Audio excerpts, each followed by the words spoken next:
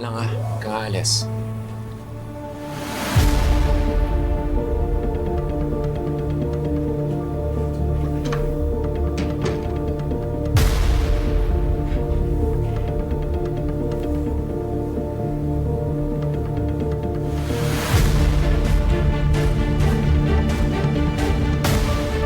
May isa pa akong nabanggit ng nanay ninyo.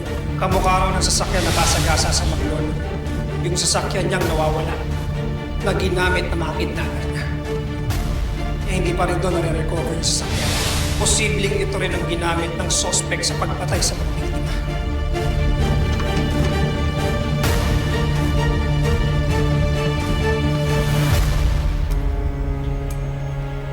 Ano yan? Ginagawa mo?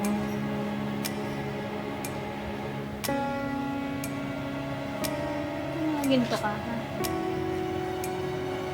Saan mo ito nakuha? Oh, magsalita ka? Bakit may mga ganito ka?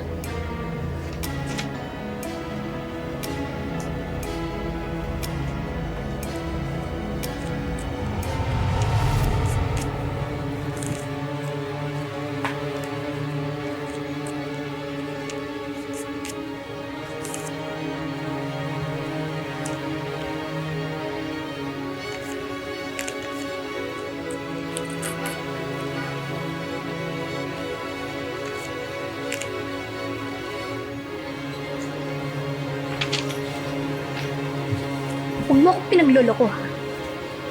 Kapag ikaw may binabalak ng masama, sinasabi ko sa'yo, hindi lang ikaw ang sasaktan.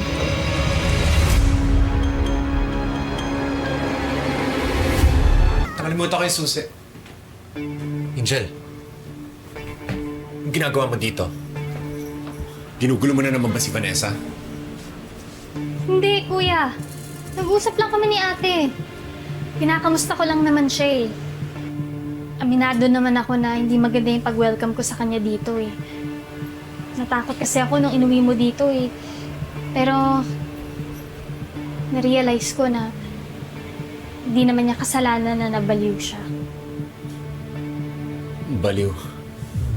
Mental health problem is a disease. Kailangan tratuhin natin si Vanessa na taong may sakit, na kailangang alagaan, kailangang gamutin. Love. Kaya nga, gusto ko sanang tumulong sa pag-aalaga sa kanya, kuya. Kasi nung walang-wala ako, tumulong siya sa akin. Gusto ko naman makabawi kay ate. It's not a good idea. Lalo siyang matrauma niyan. Alam ko naman na marami kaming pinag-awayan ni ate noon.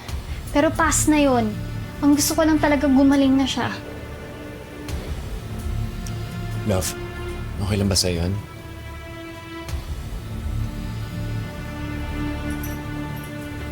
Sige. Ikaw ka muna. Pahinga ka muna lang. Kunin ko lang yung gamot mo.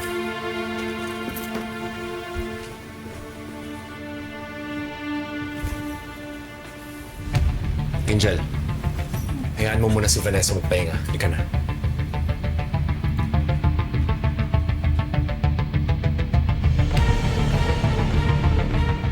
Magsaya ka lang, Angel. Nalalapit na ang pagbagsak. Matatapos na yung kapaliwan mo.